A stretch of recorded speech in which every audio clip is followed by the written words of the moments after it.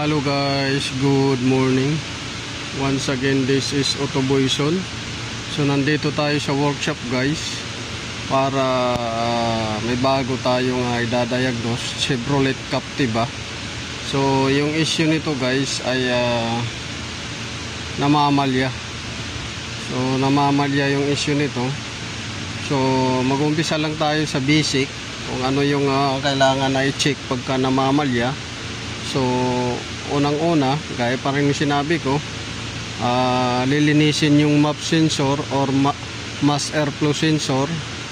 Pangalawa, yung throttle body linisin.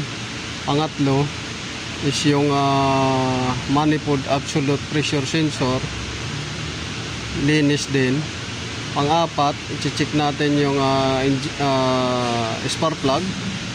Pangalawa, yung condition ng pang-apat yung spark plug, i-check yung condition. Pang-lima, yung ignition coil, i-check yung condition. Pang-anim, yung injector. So yun yung natin, basic na checking, physical check.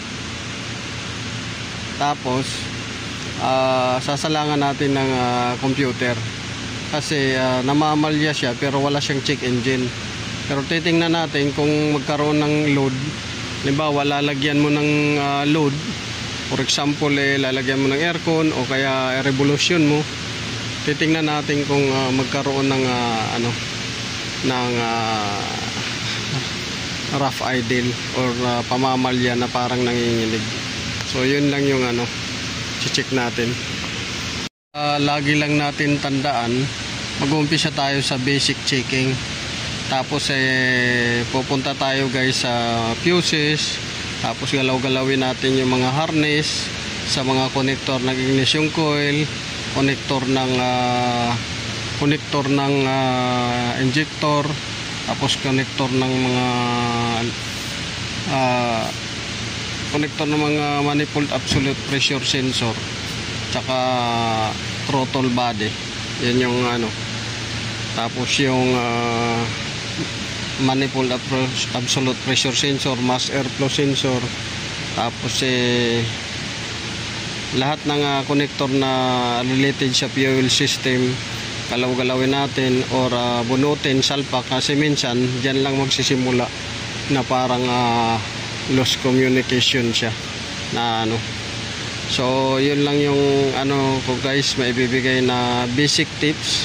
So dito sa so baka mamaya halos parehas lang yung mga nakaraan nating dinadiagnose na sasakyan. So ito Chevrolet Captiva. Nandito naman sa gilid yung Chevrolet Camaro. Tapos yung Ford Taurus na ginagawa ko rin. So marami yung ginagawa natin. Yung isa doon na BMW, i-release na. So okay na yun siya guys, hindi na siya nag-overheating. Pinalitan ng radiator, thermostat, tapos reservoir tank cap. So yan yung So sana guys may natutunan kayo sa mga binigay kong tips. So i-update ko kayo guys dito sa Chevrolet Captiva, sa Ford Taurus, at saka dito sa Chevrolet Camaro. Kasi yung BMW i-release na, okay na yun siya, yung overheating issue doon. Tapos itong Cherokee, okay na rin to, re-release na rin yung ginagawa natin na sasakyan. So yun lang guys, maraming salamat sa pakikinig, panonood. This is Autoboyson.